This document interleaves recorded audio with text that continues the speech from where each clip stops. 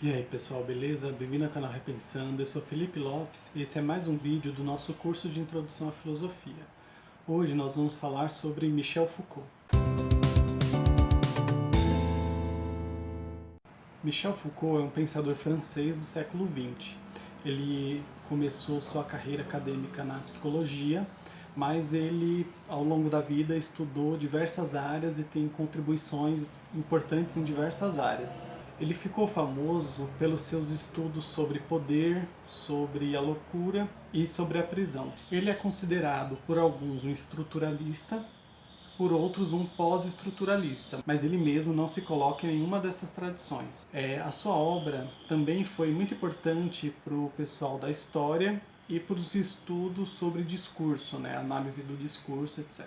Eu vou falar aqui de alguns livros principais, mas a obra dele é bem vasta, né?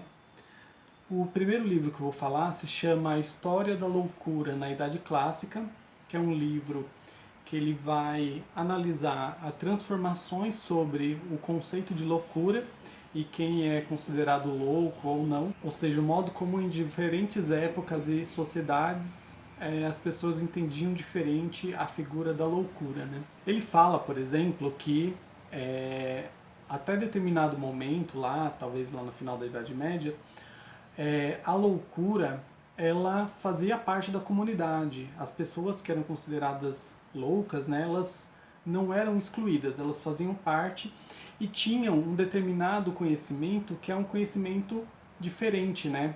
Então existia uma noção de que a loucura trazia em si uma pequena dose de sabedoria, ou talvez uma grande dose de sabedoria. Além disso, em algumas tradições, a loucura também pode ser entendida como uma conexão com a divindade, né? E aí depois, com as transformações da Idade Média até a sociedade industrial, os considerados loucos, eles foram meio que perdendo espaço na sociedade. Eles não se encaixavam no trabalho, na escola, como se não tivesse espaço para eles. E aí chegou um momento que eles foram separados, né? Que decidiu-se que os loucos eram separados das outras pessoas da sociedade. E aí, em determinados momentos, nem se separava o lugar onde ficavam os loucos dos prisioneiros, né, das pessoas que cometeram crimes. Era um modo de tirar da sociedade tudo que ela não queria, né? E aí depois, com o passar do tempo também, a loucura, ela começou a ser tratada como doença mental, né? E aí você atrela a loucura à medicina, ao tratamento, a medicamentos. Então, no decorrer de todos esses períodos, o modo como se entende a loucura foi se transformando. E embora hoje em dia a gente não tenha mais o hábito de trancar as pessoas consideradas loucas em manicômios, a gente consegue perceber como a transformação ela tem efeito na nossa sociedade. É lógico que isso é um resumo bem grosseiro, mas é importante perceber como a loucura foi se transformando através do tempo, né? Além disso, nesse livro, é importante notar que o Foucault vai fazer uma história de como a sociedade trata aquelas pessoas que não são normais. E aí, a ideia de normalidade ela foi se transformando. Então, em determinados momentos, as pessoas não sabiam se elas poderiam ser consideradas loucas ou não. E em muitos momentos, a ideia de normalidade ela é construída já tendo em vista, digamos assim, um tipo de pessoa que se quer excluir. Ao mesmo tempo, ele analisa como a sociedade trata as pessoas que não são normais e a mesma sociedade, através da ciência e da cultura, ela determina o que é normal e o que não é normal. Já no outro livro, chamado As Palavras e as Coisas, o Foucault ele vai fazer uma história também, né? Ou mais especificamente uma arqueologia das ciências humanas. E aí ele vai buscar os antecedentes históricos do que a gente chama hoje de ciências humanas, né? Ou, de uma maneira mais ampla, ciências que tratam do homem ou do ser humano. E aí ele vai seguir principalmente três eixos, né? Que é as ciências da linguagem, as ciências da vida e a economia. E ele vai mostrar que a história dessas ciências, desses conhecimentos, ela não é linear e progressiva, embora muitas vezes isso possa parecer, né? Mesmo nos livros, nos textos que falam dessas ciências, parece que é progressivo. A gente não sabia uma coisa, passou a saber, e toda vez vinha uma teoria que era mais avançada do que outra. Para o Foucault, não. A gente tem momentos de ruptura, e a ruptura ela mexe inclusive nas bases das ciências, né? Essas rupturas, elas formam novos quadros de conhecimento que ele chama de episteme. As epistemes são, digamos assim, organizações das ciências e das relações entre as ciências. Esse quadro geral da ciência se baseia em ideias, procedimentos e epistemologias que são compartilhadas pela totalidade das ciências, né? E ao mesmo tempo ele mostra como essas epistemes, elas são, digamos assim, as regras para a produção da verdade. Então, em cada momento existiam regras diferentes de produção da verdade, que influenciava a ciência num todo, né? E essas regras, elas indicam, né? Não há nenhuma verdade concreta científica que não esteja colocada dentro dessas regras. Então, a verdade ela é construída dentro de quadros com regras próprias que vão se modificando de um tempo para o outro, de um tempo histórico para o outro, né? E ele vai colocar 3 marcos, né? O primeiro, que vai até o século XVI, ele fala que nessa episteme o conhecimento era colocado como uma relação de semelhança. Então, aquilo que o conhecimento diz é semelhante àquilo que ele representa, é semelhante àquilo que está fora dele. Então é meio que você tornar o seu discurso semelhante à coisa. Era um modo de fazer ciência nessa episteme, né, nessas regras. E aí ele vai mostrar como as ciências da linguagem, ciência da vida e economia operava dentro dessas regras. Depois, ele vai mostrar que houve uma ruptura e um novo quadro, uma nova episteme que foi do século XVII até lá o meio do século XVIII, que é onde a gente tinha um conhecimento a partir da ideia de representação. A representação é uma coisa que está no lugar de outra. Nesse momento, a gente tinha já uma noção de que a linguagem não tem que ser igual àquilo que ela representa, e também nesse momento tinha uma influência muito grande dos métodos matemáticos e do paradigma matemático para o conhecimento. Se a gente pensar, por exemplo, na filosofia de René Descartes, Spinoza, os empiristas, inclusive, a gente vê algumas semelhanças que têm a ver com esse quadro geral do conhecimento. E depois disso, num terceiro momento, que vem do final do século XVIII para cá, a gente tem uma nova episteme que coloca os limites da representação. E quais seriam esses limites, né? A gente tem que lembrar do Kant quando ele coloca interferência do sujeito na apreensão do objeto.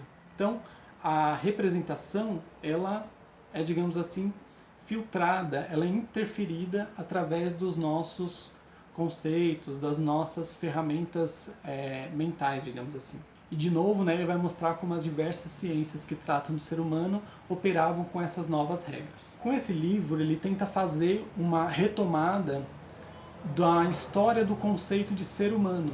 Então, o ser humano, ele foi construído com o tempo, inclusive pelas ciências, né? E reconstituir essa história é saber como que surgiu o ser humano do jeito que ele é hoje. Porque a ciência não só descreve, ela também nos dá um modo como a gente vai entender o ser humano. Então é a sua história, as suas determinações e as suas ciências, elas são analisadas bem de perto dentro desse livro. E o método que ele usa, né, que ele chama de arqueologia, ele vai desenvolver depois num outro livro chamado Arqueologia do Saber, onde ele dá muito mais detalhes sobre esse método arqueológico, né? Que, digamos assim, é aquele método onde você vai buscando as ruínas de civilizações passadas, pegando os elementos, analisando.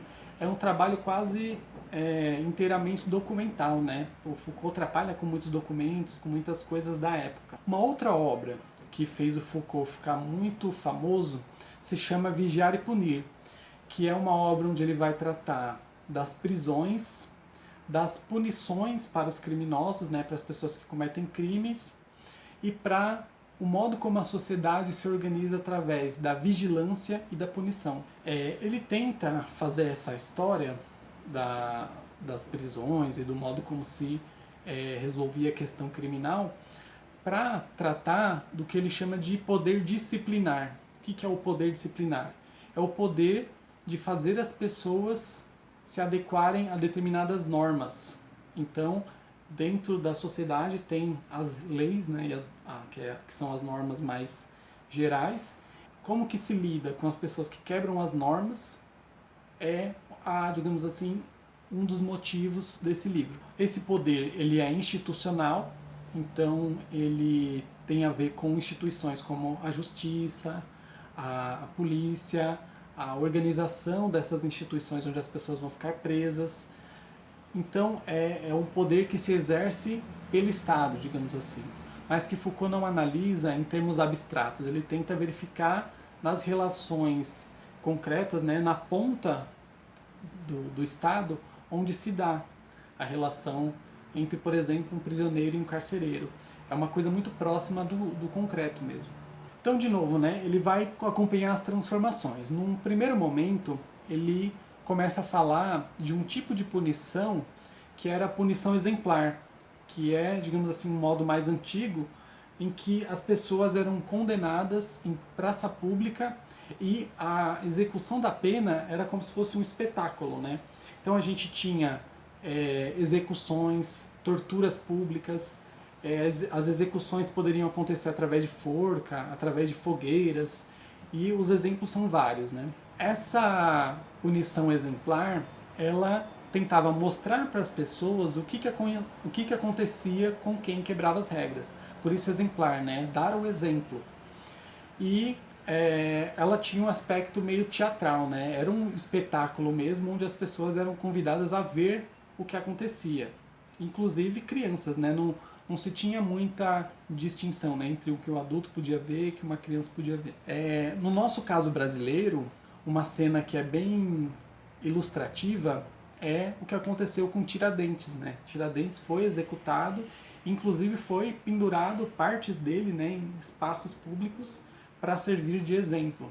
Depois, né, essas punições para os criminosos deixaram de ser exemplares, né, essas exibições públicas, e passaram a se basear na ideia de controle. Então, foi o momento que a gente passou da pena em praça pública para a prisão. Na prisão, os presos eram controlados em todos os aspectos da vida. O horário que pode tomar sol, o horário que pode comer, etc.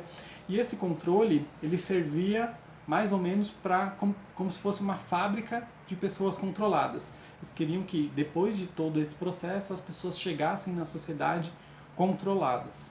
E aí Foucault vai descrever minuciosamente quais são os problemas dessa relação, né, desse tipo de punição. E depois ele vai fazer uma descrição para a gente de um modelo de prisão que ele vai buscar nos escritos do filósofo Jeremy Bentham, que ele imaginou uma prisão circular, né, que ela é organizada em um círculo, onde as celas ficam, digamos assim, na extremidade do círculo, e no meio fica uma torre.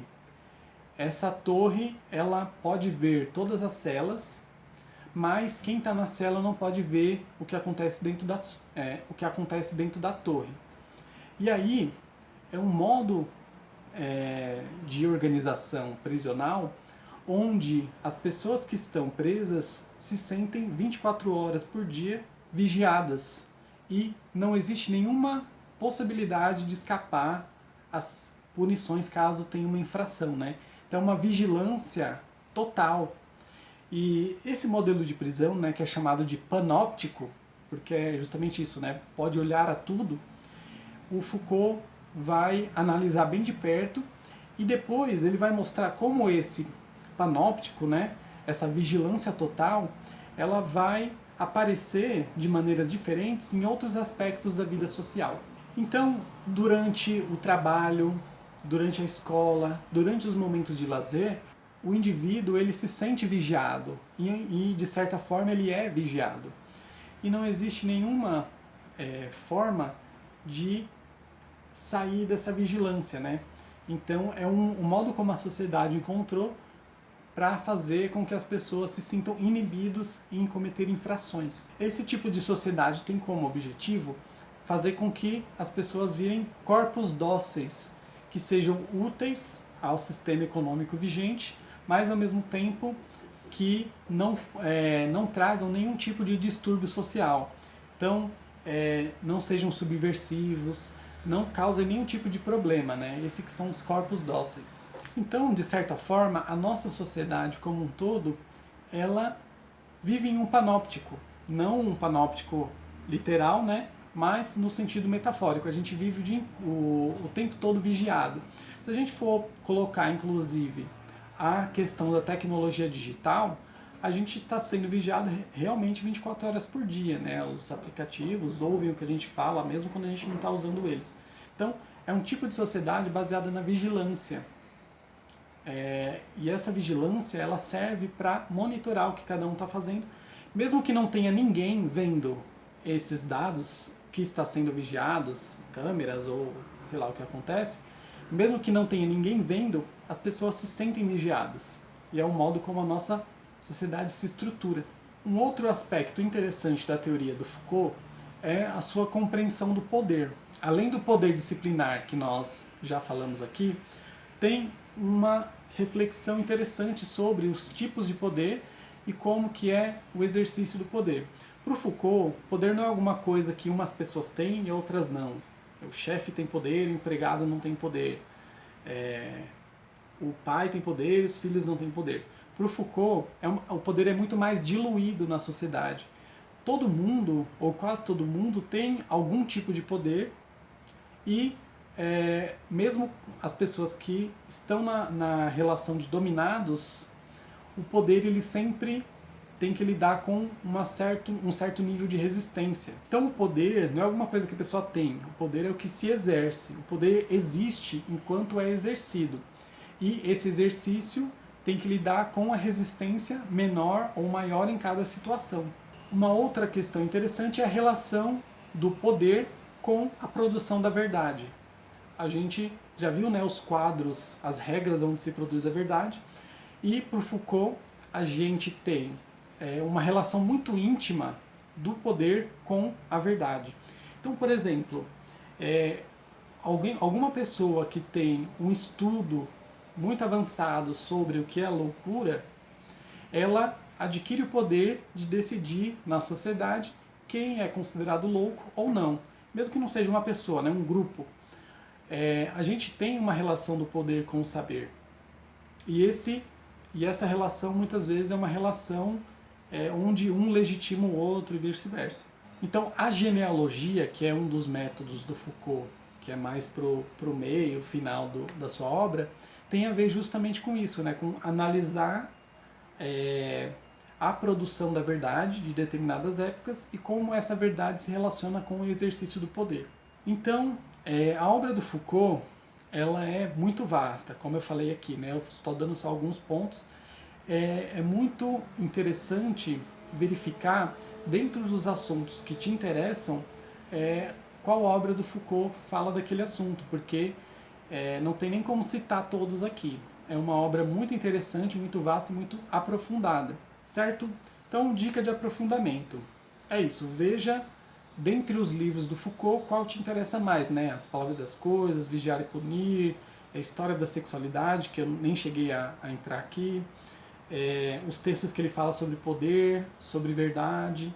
Então, a minha dica é leia Foucault, o texto do tema que mais te interessar. Certo? Então é isso. Curte o vídeo, compartilha aí com quem você acha que vai se interessar. Não esquece de se inscrever no canal, comenta aqui embaixo o que você achou e é nóis.